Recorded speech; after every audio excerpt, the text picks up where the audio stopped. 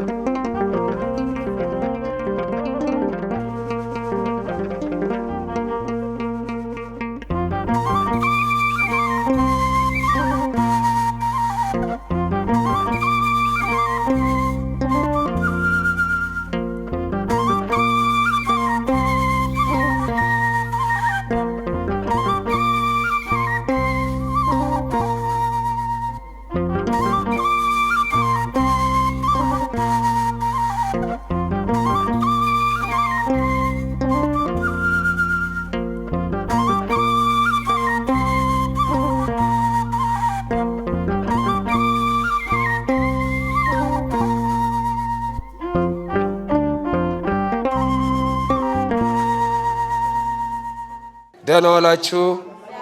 እንደምን አረፈዳችሁ? አሜን ያያሉ የሉል እግዚአብሔር ክብርና ምስጋና ይግባው።